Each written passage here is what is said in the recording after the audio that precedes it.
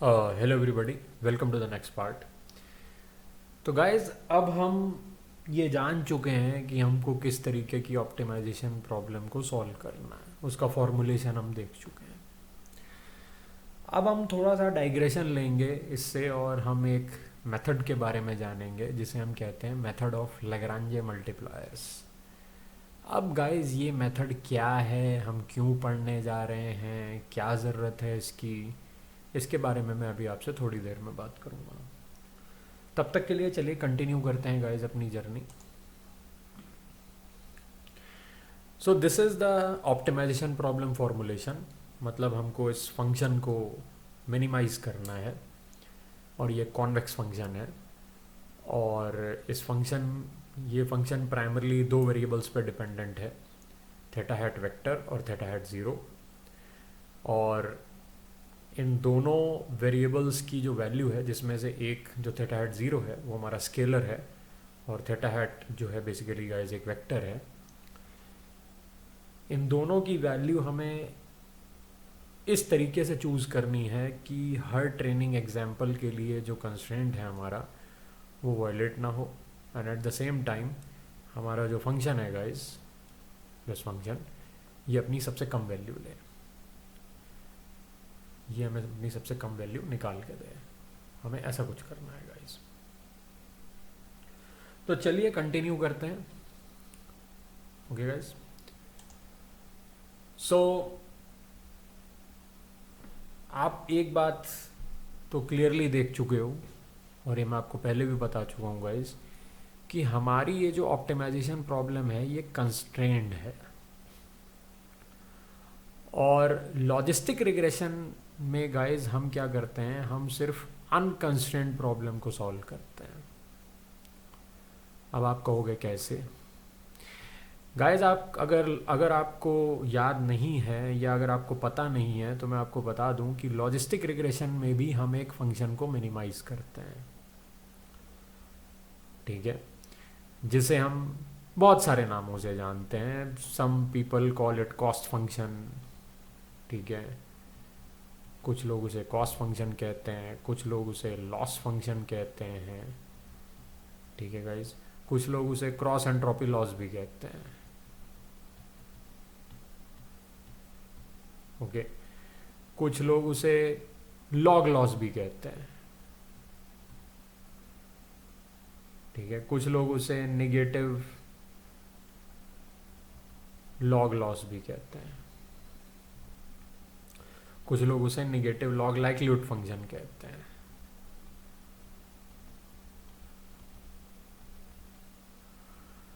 Okay, कुछ लोग उसे केएल डाइवर्जेंस भी कहते हैं, कुल बैक-लीबलर डाइवर्जेंस। लेकिन गाइस, फंक्शन एक ही है।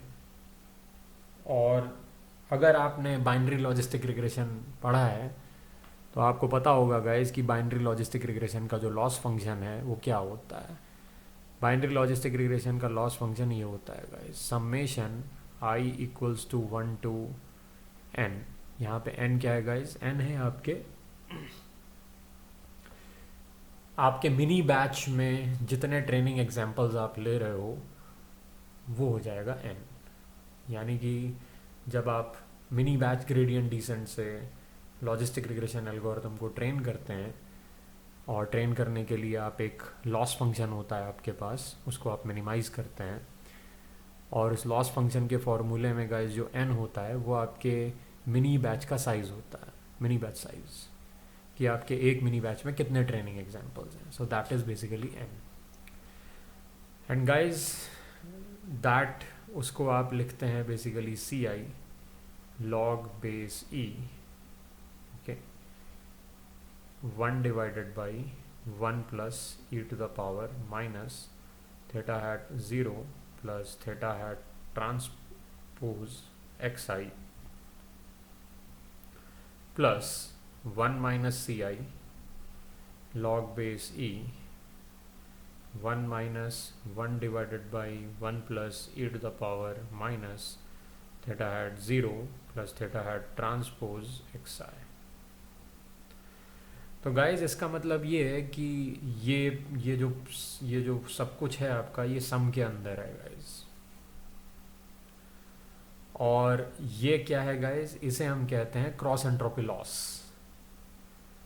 यही है आपका बाइनरी लॉजिस्टिक और माइनस साइन है गाइस बाहर।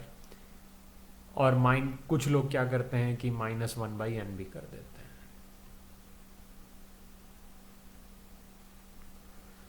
सो गाइस ये है आपके बाइनरी लॉजिस्टिक रिग्रेशन का लॉस फंक्शन, या जिसे आप कॉस फंक्शन कहते हैं, क्रॉस एंट्रोपी लॉस कहते हैं, लॉग लॉस कहते हैं, निगेटिव लॉग लॉस कहते हैं, निगेटिव लॉग लाइक्लीहुड फंक्शन कहते हैं, केएल डाइवर्जेंस कहते हैं। आप किसी भी नाम से बुलाइए, मैटर नहीं करता guys, but this is the loss function of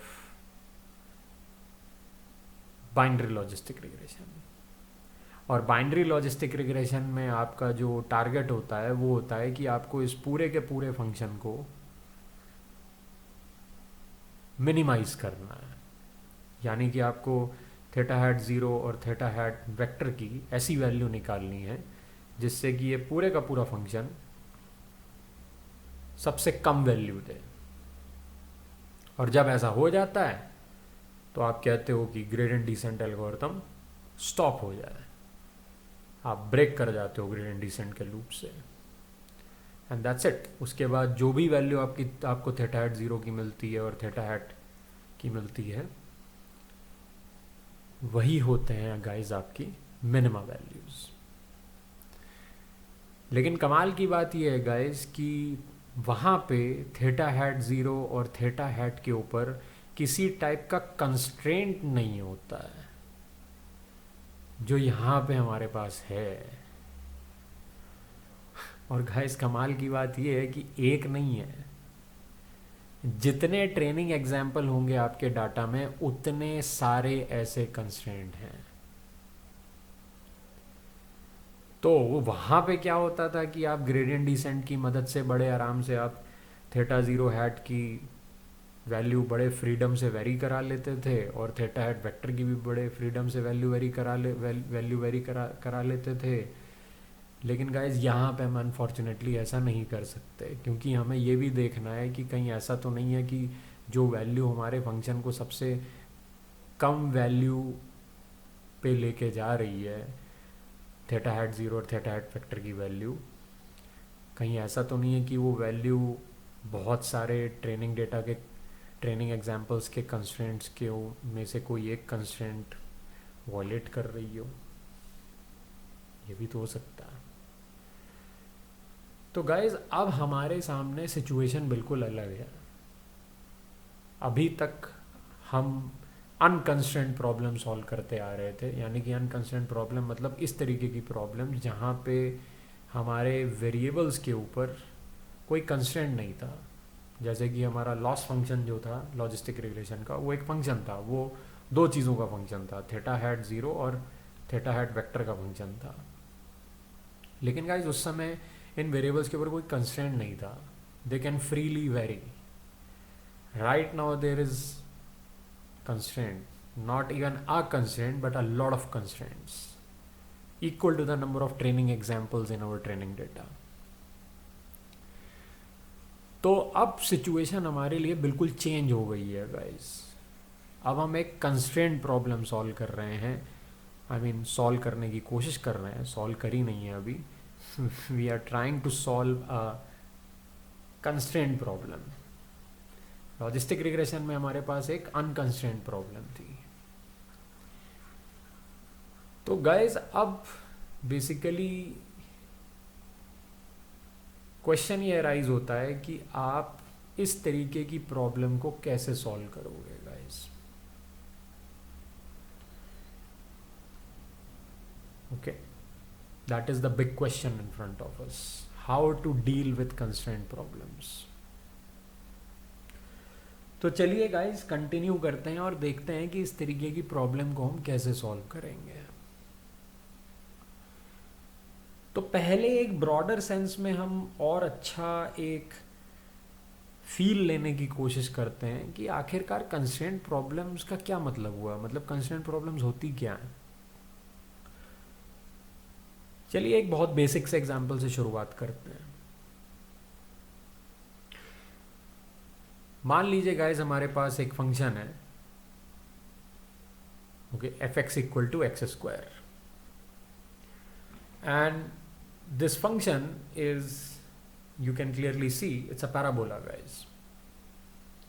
तो हमने इस फंक्शन को प्लॉट किया, ये पॉइंट्स आए गाइस हमारे पास, हमने इसका ग्राफ बना लिया, फाइन।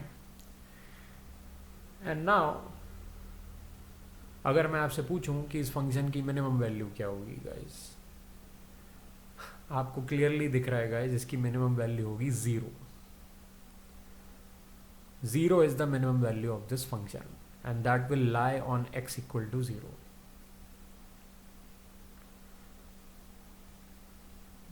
एंड मिनिमा जो हो जाएगा गाइस हमारा x इक्वल टू 0 हो जाएगा।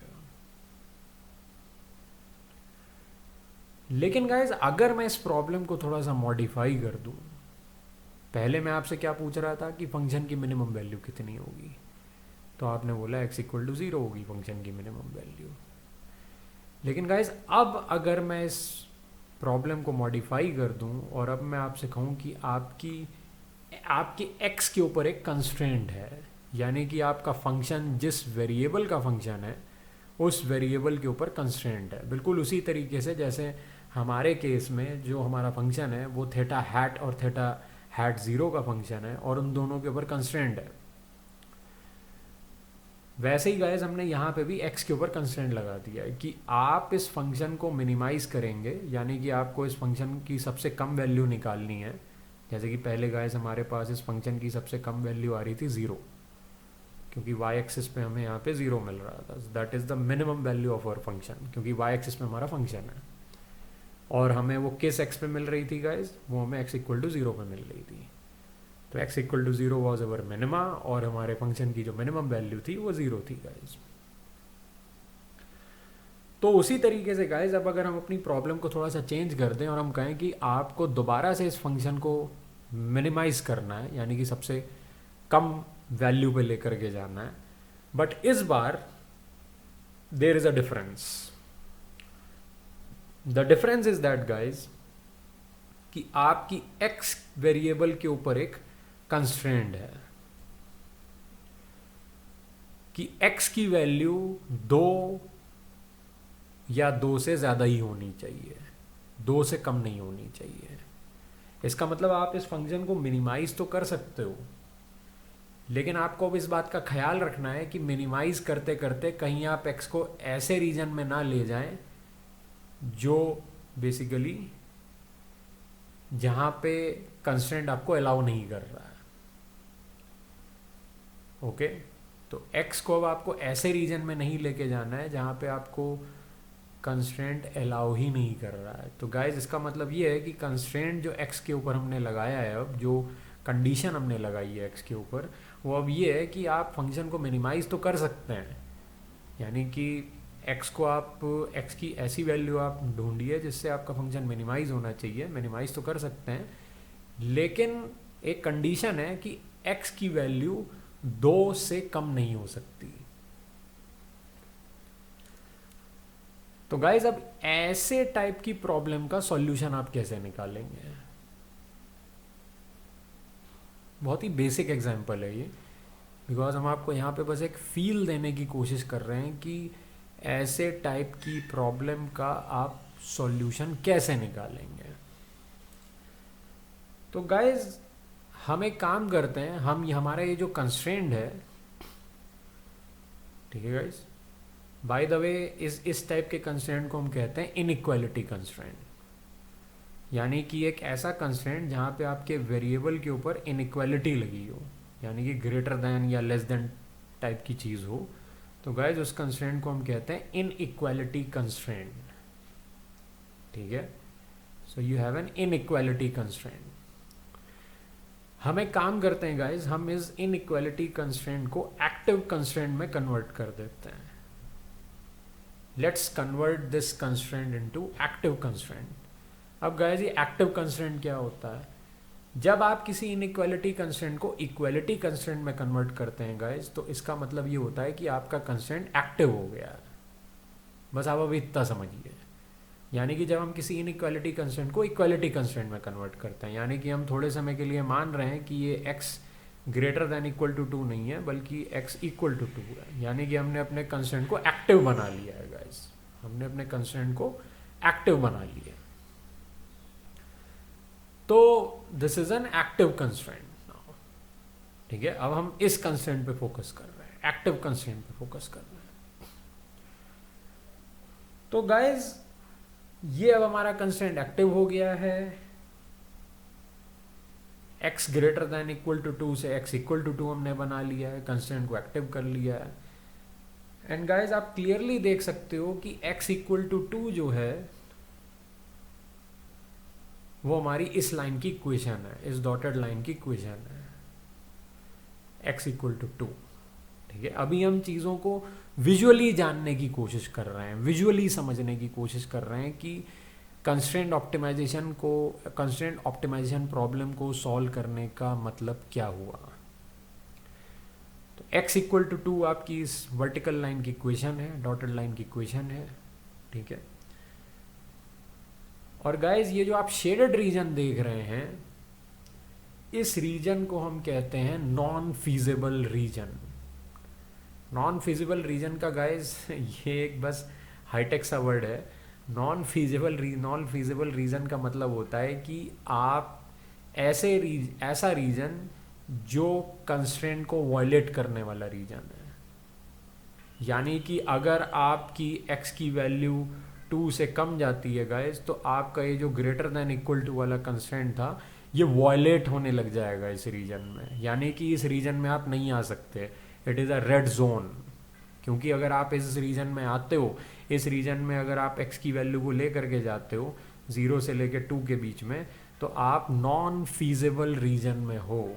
आपकी x की वैल्यू एक ऐसे रीजन में आ गई है जहाँ पे कंस्ट्रेंट ब्रेक हो रहा है, x की वैल्यू 2 से कम हो रही है, जबकि x की वैल्यू आप 2 से कम नहीं कर सकते, वो कंस्ट्रेंट है, उसको आपको सेटिस्फाई करवा के रखना है। लेकिन एट द सेम टाइम आपको अपने फंक्शन की सबसे मिनिमम वैल्यू भी चाहिए, ठीक है।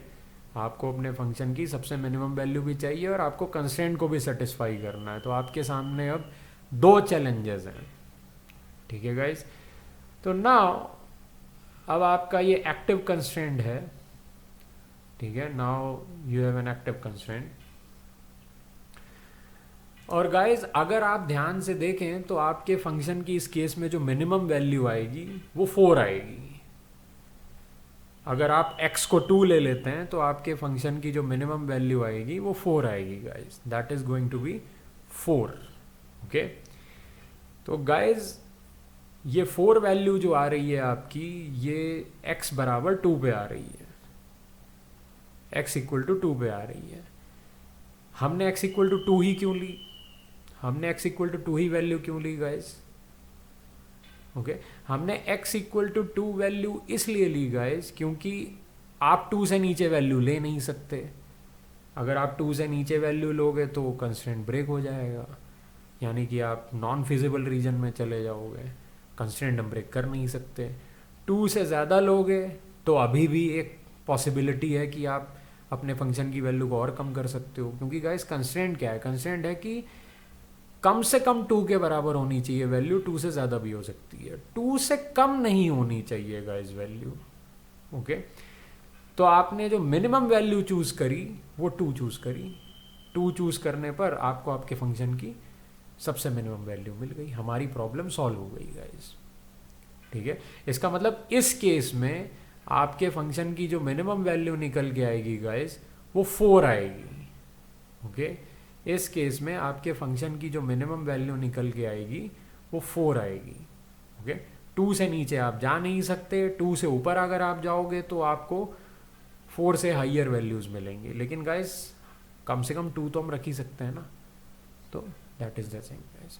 तो हमने अपनी प्रॉब्लम को सॉल्व कर लिया, हमारी फंक्शन की जो मिनिमम वैल्यू आ रही है गाइस वो 4 आ रही है, hence the problem is solved, ठीक है। तो ये था एक बहुत ही सिंपल तरीका आप लोगों को दिखाने का कि कंस्ट्रेंट ऑप्टिमाइजेशन प्रॉब्लम सॉल्व करने का मतलब क्या होता है, ठीक है। Very well and nice.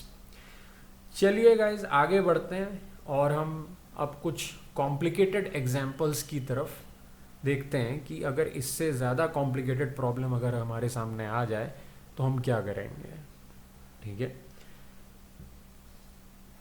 और कैसे सॉल्व करेंगे. Okay, so let us try to understand guys. Okay, तो गाइस बेसिकली ये हमारी प्रॉब्लम थी, लेकिन एक्चुअल में हमारी प्रॉब्लम कुछ और है. हमने तो एक एग्जांपल लिया था कंस्ट्रेंट ऑप्टिमाइजेशन प्रॉब्लम को सॉल्व करने का. हमारे पास कुछ और ही प्रॉब्लम है गाइस. हमारी प्रॉब्लम और इस प्रॉब्लम में ज़्यादा डिफरेंस नहीं है, लेकिन वो जो ज़रा सा डिफरेंस है वही बहुत बड़ा डिफरेंस हो जाता है गाइस. वो डिफरेंस क्या है गाइस? हमने अभी जिस प्रॉब्लम का एग्जांपल लिया उसमें एक ही कंस्ट्रेंट था, that is x greater than equal to 2. End of story. ठीक है गाइस. लेकिन हमारी जो प्रॉब्लम है इसमें 50,000 कंस्ट्रेंट्स हैं गाइस. मतलब अगर हम मान लें कि हमारे पास एक ट्रेनिंग डाटा है जिसमें 50,000 एग्जाम्पल्स हैं. हमारे पास एक ट्रेनिंग डेटा है जिसमें 50,000 एग्जाम्पल्स हैं. ट्रेनिंग डेटा के अंदर 50,000 एग्जाम्पल्स हैं गाइस. तो इसका मतलब 50,000 ऐसे कंस्ट्रेंट्स होंगे हमारे पास. तो आपको लग रहा होगा इसमें कौन सी बड़ी बात है. जब एक कंस्ट्रेंट के केस में सॉल्व हो गई तो 50,000 कंस्ट्रेंट्स के केस में भी सॉल्व हो जाएगी. ठीक है, तो आप कहोगे कि इसमें कौन सी बड़ी बात है, सेम ही तो चीज़ हुई. जैसे हमने उसको सॉल्व किया था वैसे इसको भी सॉल्व कर लेंगे. चलिए गाइस देखते हैं कि ये इतनी बड़ी बात क्यों है, ये हमारे लिए इतनी बड़ी प्रॉब्लम क्यों है. अगर हमारी प्रॉब्लम में 50,000 कंस्ट्रेंट्स हैं, कंसीडरिंग कि हमारे पास एक ऐसा ट्रेनिंग डाटा है जिसमें 50,000 बेसिकली ट्रेनिंग एग्जाम्पल्स हैं, तो 50,000 कंस्ट्रेंट्स भी होंगे. तो हमारे लिए ये इतनी बड़ी बात बेसिकली क्यों है. ठीक है, and that will see in the next lecture guys.